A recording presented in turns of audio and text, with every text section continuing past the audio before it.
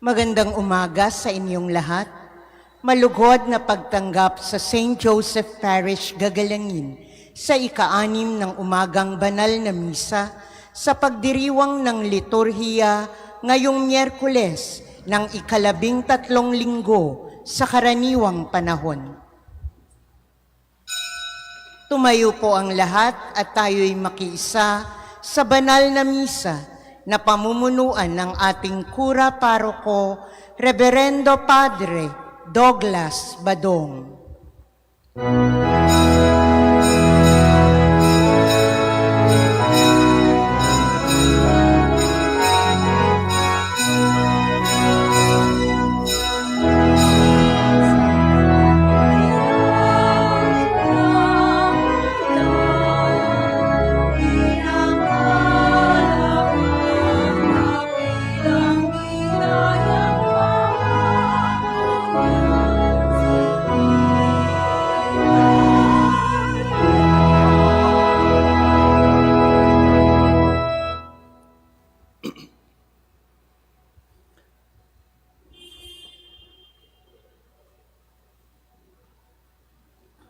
Sa ngalan ng Ama at ng Anak at ng Espiritu Santo. Amen.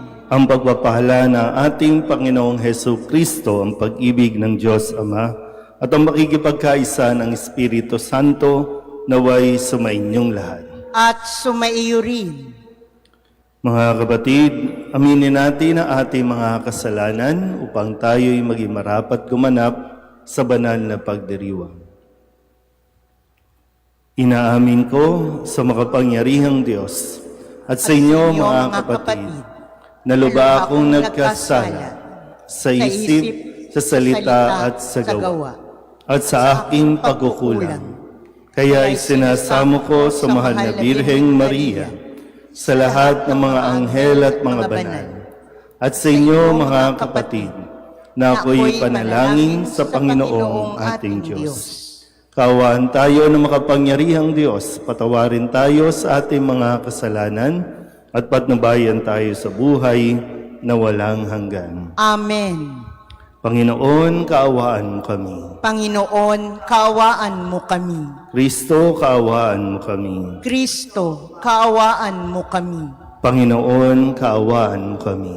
Panginoon, kaawaan mo kami. Manalangin tayo. Ama naming makapangyarihan, kaming iyong mga kinupkop, ay niloob mong maging mga anak sa liwanag mong kaloob. Huwag mong ipahintulot na sa katiwalian kami ay masangkot. Panatilihin mo kaming nagliliwanag sa iyong katapatang lubos na sumisikat sa pamamagitan ni Jesucristo kasama ng Espiritu Santo magpasawalang hanggan. Amen.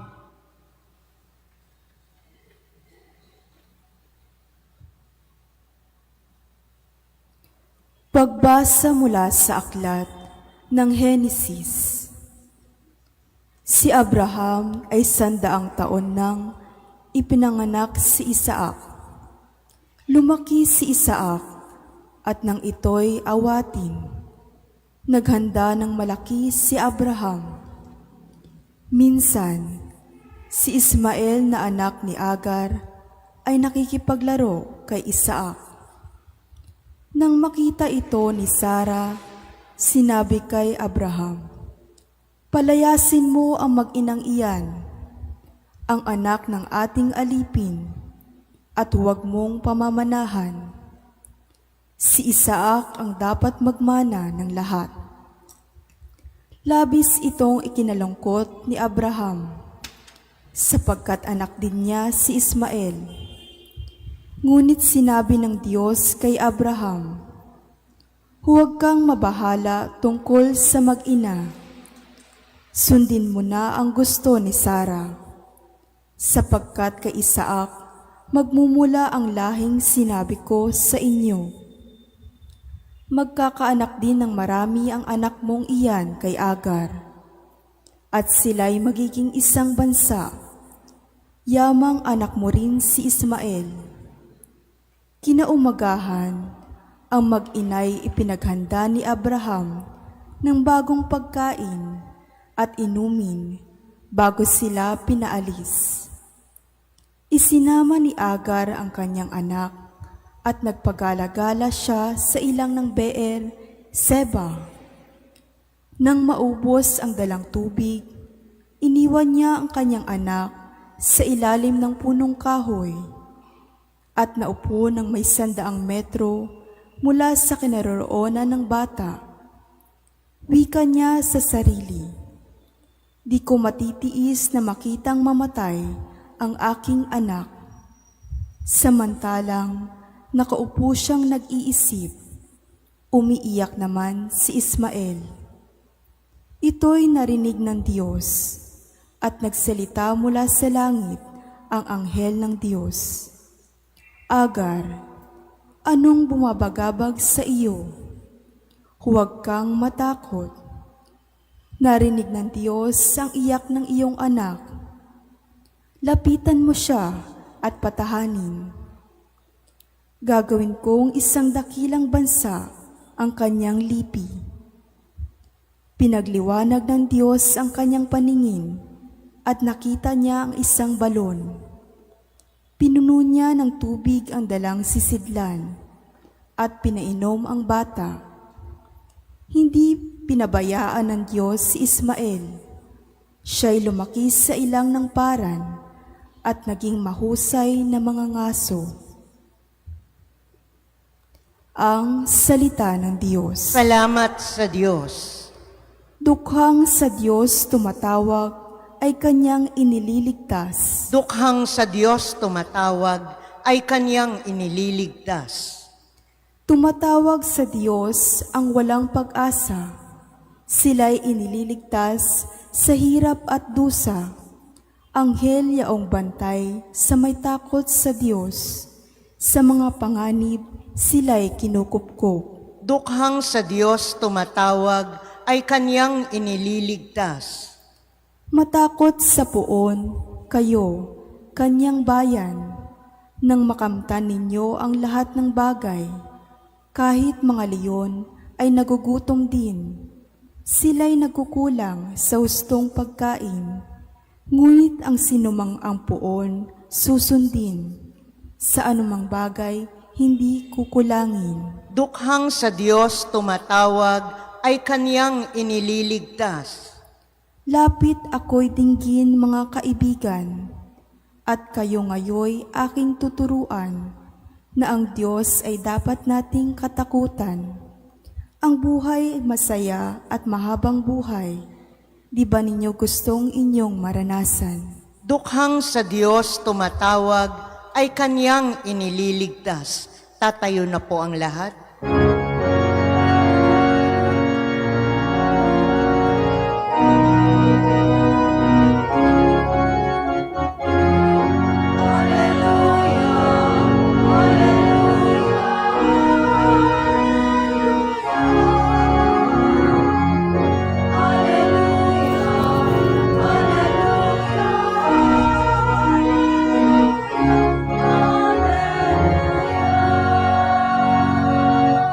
Magulang nati, Diyos Ama, anak ng salita niya, tayong mga aning una.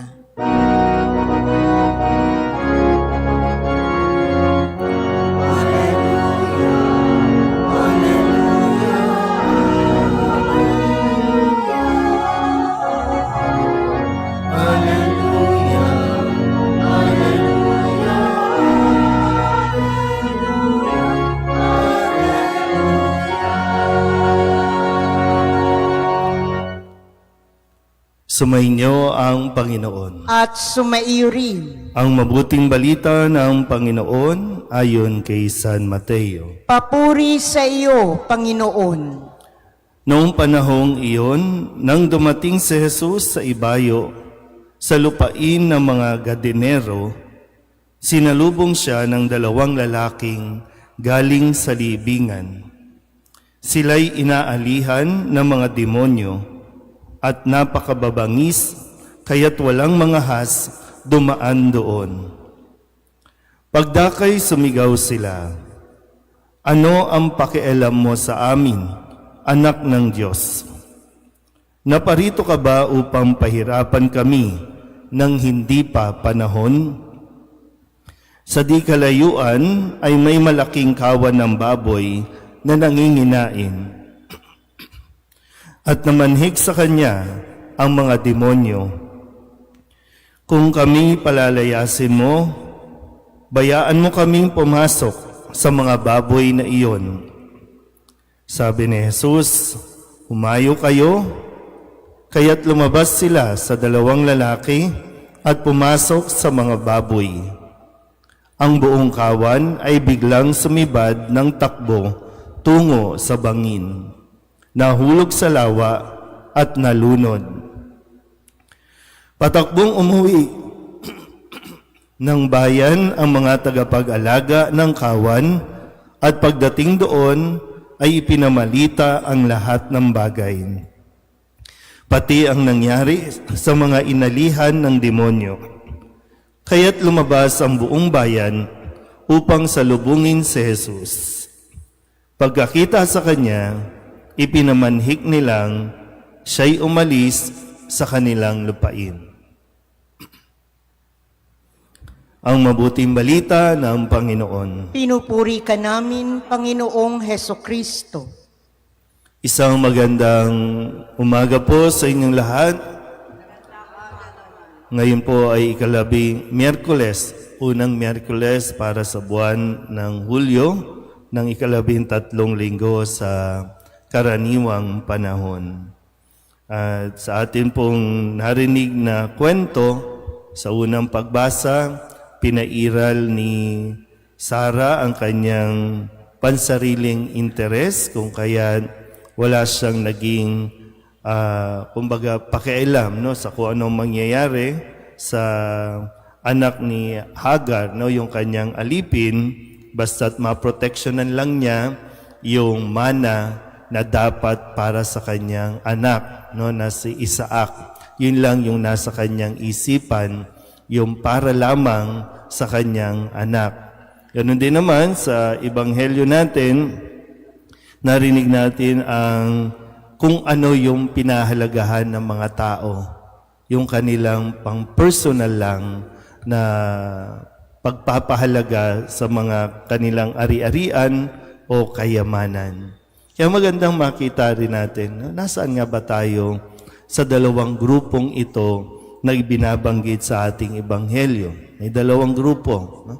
Yung isa ay yung dalawang lalaki na inaalihan ng napakaraming demonyo. Tandaan niyo po, no? Sa isang tao, hindi lang isang demonyo ang pwedeng sumanib o pwedeng mag-control sa atin. Napakarami niyan.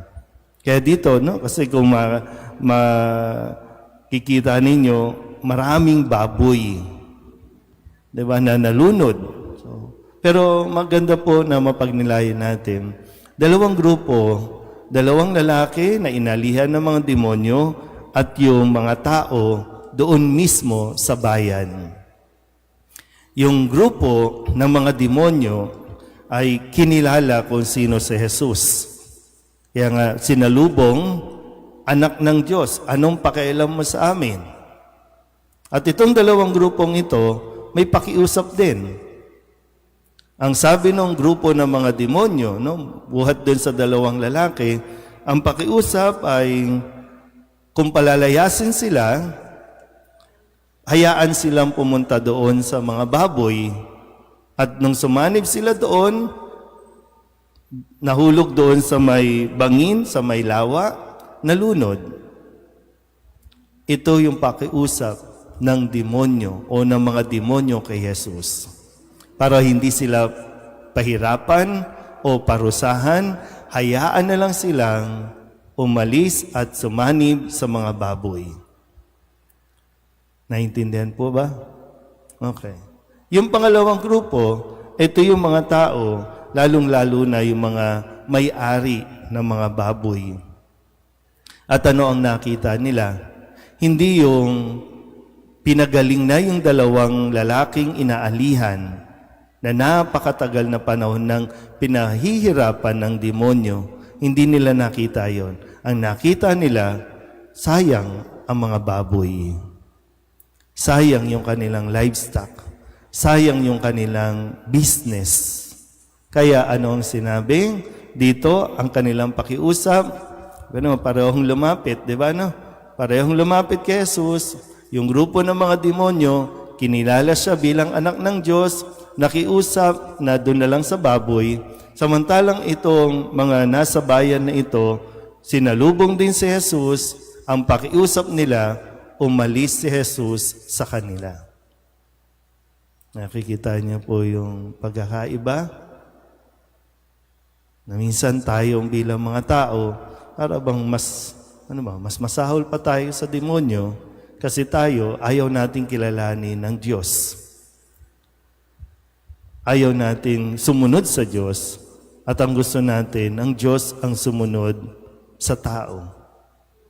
At yung reality din, mas pinahahalagahan natin ang mga bagay sa mundong ito kaysa sa buhay ng tao. Kaya nga, maging sa mga desisyon natin, sa lipunan natin, di ba?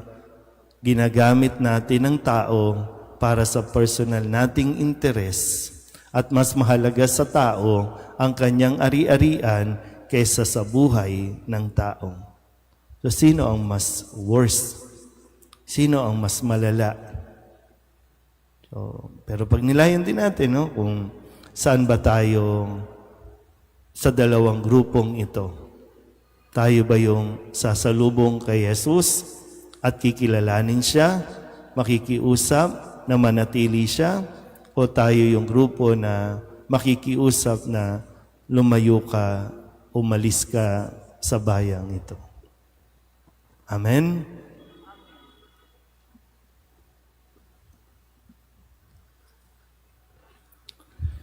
Sa pamamagitan ng Ebanghelyo, nagsasalita si Kristo ng may walang hanggang kapangyarihan at kumikilos ng may kapangyarihang nagpapagaling. Sa pamamagitan niya, manalangin tayo ng may pananalig. Ang ating pong itutugon, Panginoon, dinggin mo ang aming panalangin. Panginoon, dinggin mo ang aming panalangin. Ang simbahan, sa pamamagitan ng kanyang mga pastol, naway maging tunay na lingkod ng pagpapagaling at pagkasundo. Manalangin tayo sa Panginoon. Panginoon, dinggin mo ang aming panalangin. Ang mga opisyal ng gobyerno naway hindi madaig ng tukso ng kapangyarihan at kayamanan, bagkus makita nila ang kasamaan ng korupsyon sa pamumuno. Manalangin tayo sa Panginoon. Panginoon, dinggin mo ang aming panalangin. Ang maruming espiritu na nagkalat sa ating lipunan, naway mabuwag ng kalinisan at paggalang sa dangal ng tao. Manalangin tayo sa Panginoon. Panginoon, dinggin mo ang aming panalangin. Upang mamayani ang kapayapaan sa gitnang silangan sa Ukraine at sa buong mundo, at ipag-adya nawa ang sangkatauhan sa karahasan, kasakiman at pang-aabuso ng kapangyarihan na nagdudulot ng paghihirap at kamatayan sa marami. Manalangin tayo sa Panginoon. Panginoon, dinggin mo ang aming panalangin. Ang mga may sakit at nagdurusa, naway makita at madama ang mapagpagaling na presensya ng Diyos sa pamamagitan ng mga nag-aaruga sa kanila.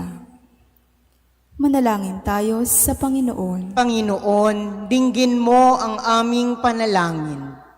Ang mga tapat na yumao, naway masiyahan sa bukang liwayway ng buhay na walang hanggan.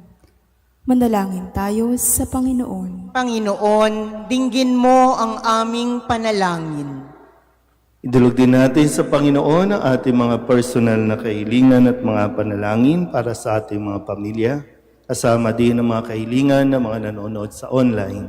Lahat ng mga misang pasasalamat, special na intensyon, agarang paggaling ng mga may sakit, tang lahat ng mga kaluluwa na inihiling na ipagdasal sa misang ito.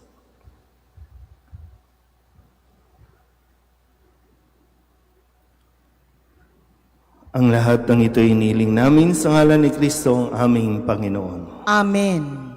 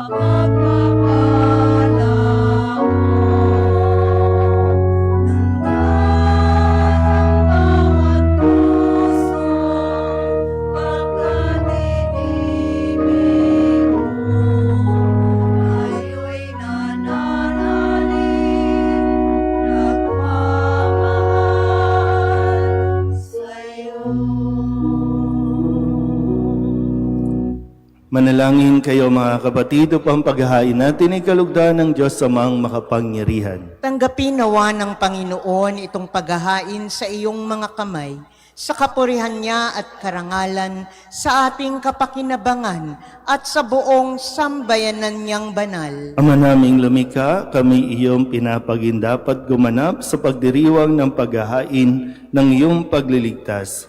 Ipagkaloob mo ang aming paglilingkod sa iyo ay gawing kalugod-lugod ng mga alay na ito sa pamamagitan ni Jesucristo kasama ng Espiritu Santo magpasawalang hanggan. Amen. Sumainyo ang Panginoon. At sumaiyo rin. Itaas sa Diyos ang inyong puso at diwa. Itinaas na namin sa Panginoon. Pasalamatan natin ang Panginoong ating Diyos. Marapat na siya'y pasalamatan. Ama naming makapangyarihan, tunay ngang marapat na ikaw ay aming pasalamatan.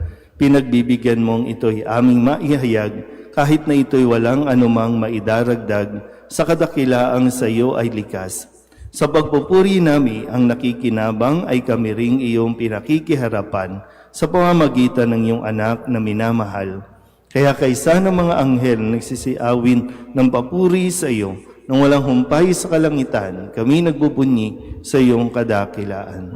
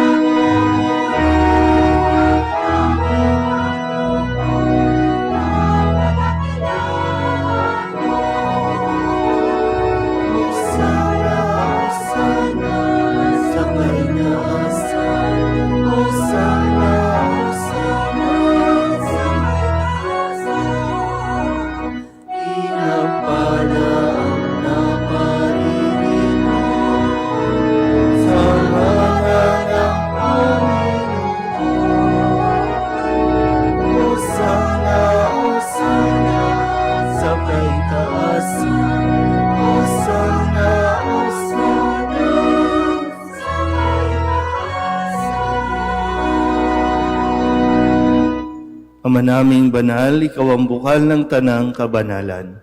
Kaya't sa pamamagitan ng iyong Espiritu, gawin mong banal ang kaloob na ito upang para sa aming maging katawan at dugo ng aming Panginoong Heso Kristo.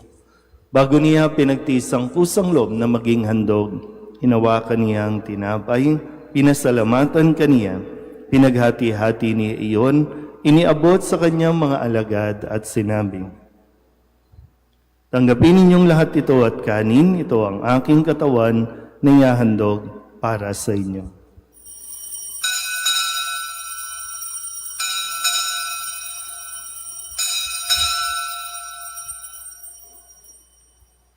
Ngayon din naman, nang matapos ang hapunan, hinawakan niya ang kalis, muli kaniyang pinasalamatan. Iniabot niya ang kalis sa kanyang mga alagad at sinabi, "Tanggapin ninyong lahat ito at inumin. Ito ang kalis ng aking dugo, ng bago at walang hanggang tipan. Ang aking dugo na ibubuhos para sa inyo at para sa lahat sa ikapagpapatawad ng mga kasalanan. Gawin ninyo ito sa pag-alaala sa akin."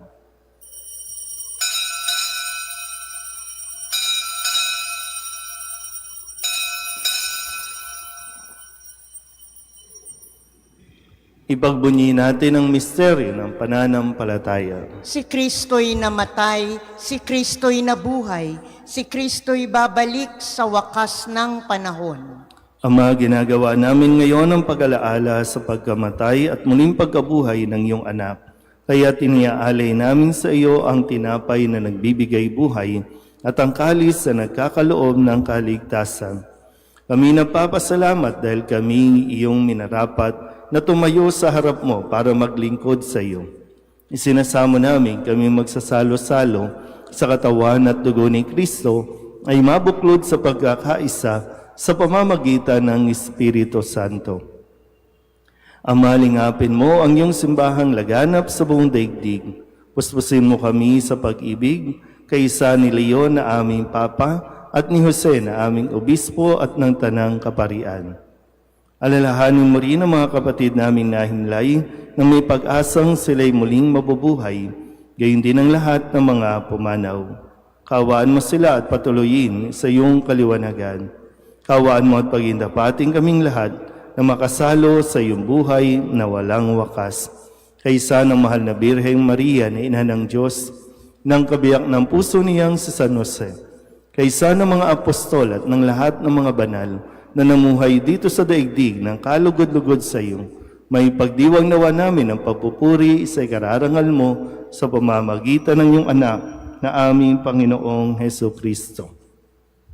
Sa pamamagitan ni Kristo, kasama niya at sa Kanya, ang lahat ng parangal at papuri ay sa iyo, Diyos amang makapangyarihan, kasama ng Espiritu Santo, magpasawalang hanggan.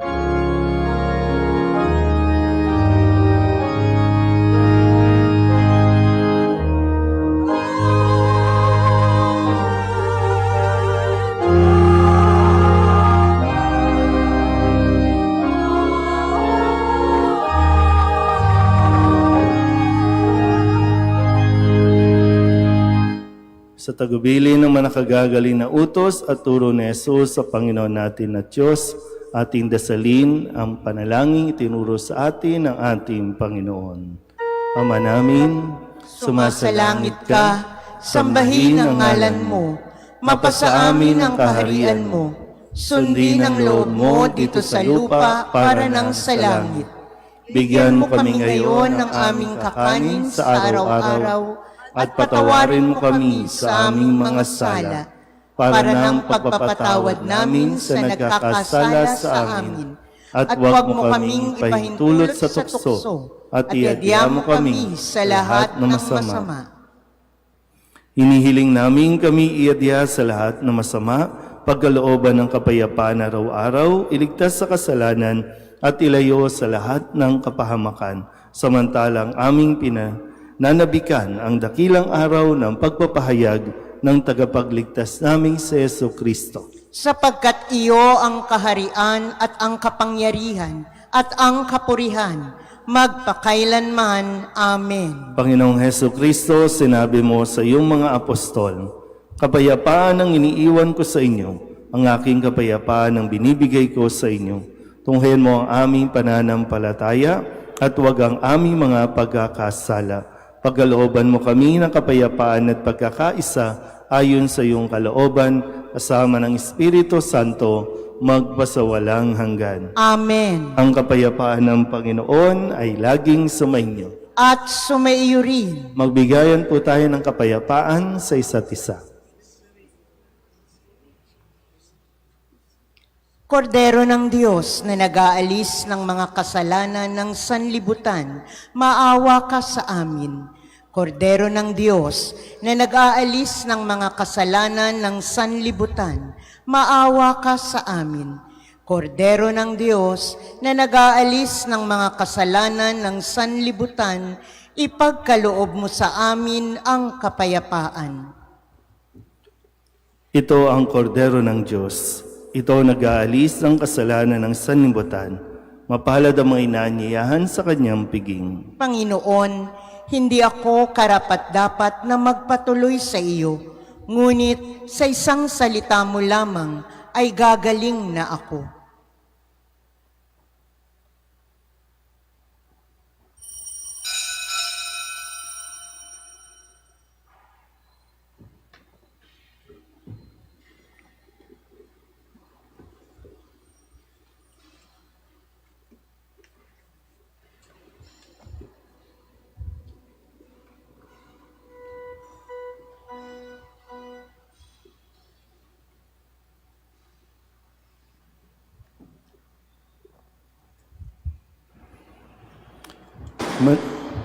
Manalangin tayo. Ama naming mapagmahal, buhayin nawa kami ng aming inihain at pinagsaluhan upang kaming pinagbuklod sa pag-ibig mo kailanman ay magkaroon ng bungang lagi naming maiaalay sa pamamagitan ni Jesucristo kasama ng Espiritu Santo magpasawalang hanggan. Amen. Sumainyo ang Panginoon. At sumainyo rin. At pagpalain kayo ng makapangyarihang Diyos, Ama at Anak, at Espiritu Santo. Amen. Tapos ang banal na misa, humayo tayo sa kapayapaan ni Kristo. Salamat sa Diyos. Magandang umaga po.